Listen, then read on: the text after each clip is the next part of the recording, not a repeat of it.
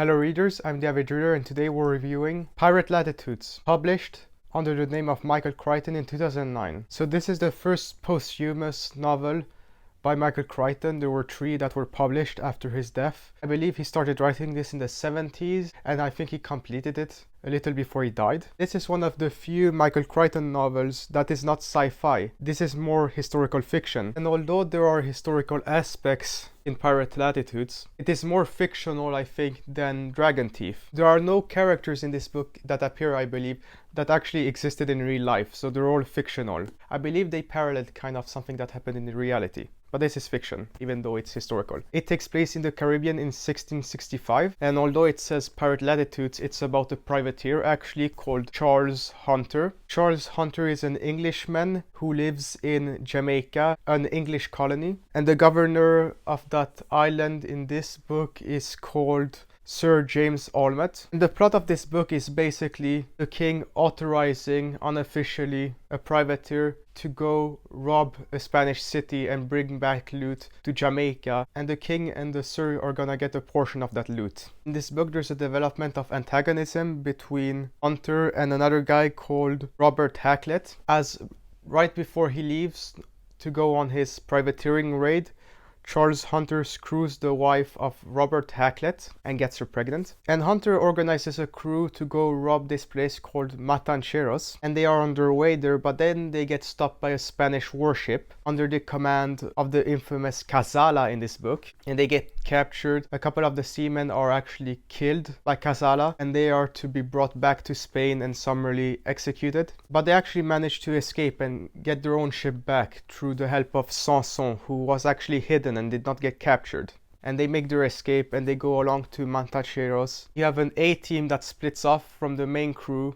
to go to Matancheros, get to the city, and they actually end up freeing a girl there, the niece of James Allnutt, who's called Sarah Allnutt. And there they meet again Cazalla, and Cazalla fights Charles Hunter, and Charles Hunter wins and Cazalla dies. And they capture this loot ship that the Spanish have, where there's supposedly a lot of loot, but actually it's a bit underwhelming. But they've got their main ship and then they've got the loot ship, and they leave Matancheros with those. And you have Sanson on one ship and Charles Hunter on the other, so the crew is split up in 2. But the weather is bad, and then they get attacked by Cazalla's second in command on a warship. They have to go to some cove, and then you have a battle between the second in command and the privateers. And the privateers are on the point of losing, but they actually win in the end, and the ship of the Spanish is sunk. But they have to stay a few days on that island as they're stranded. Sanson has disappeared with his ship. On this island that they are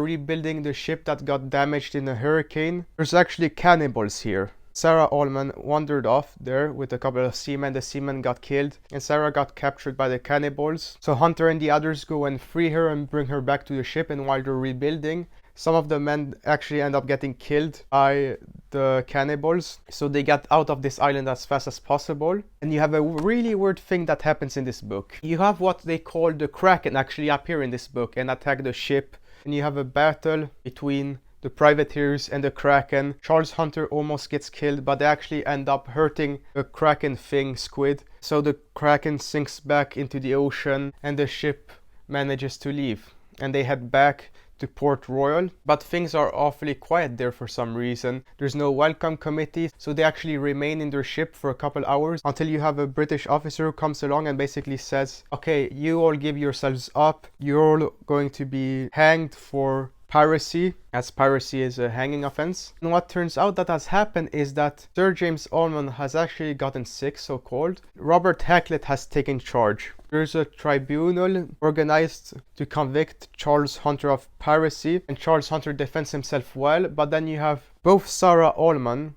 and Sanson who come along and testify that Charles Hunter is guilty of piracy, and that basically they sunk a British ship to get to Sarah Allman, and that they attacked the Spanish unprovoked. Charles Hunter is sentenced to death in a few days, but then you have actually some of the people in the Caribbean who decide we don't want this to happen. You have Sir James Allman, his niece, the wife of Hackett, and some other girl who organized basically to get Hunter freed. So Hunter manages to get out of prison and he goes out to settle some scores. So he basically goes and finds every person on that tribunal that sentenced him to death and kills them. So a few merchants, an officer, the commander of the colony, and finally Robert Hackett, who was actually shot by his wife in the groin, because Robert Hackett actually sold his wife to the commander of the port and had him rape her. So yeah, they're all killed, those people. There's only Sanson left. He's actually escaped. They managed to find him, and he's at a ship, and he's basically saying, okay, either you pardon me or I'm sinking this ship with its treasure. Charles Hunter devises a plot to kill Sanson, so he brings along a girl to distract Sanson. Sanson is careful, but there's only the girl on the ship, supposedly, so he has his way with her. But what he didn't know is that Hunter is hiding beneath the ship.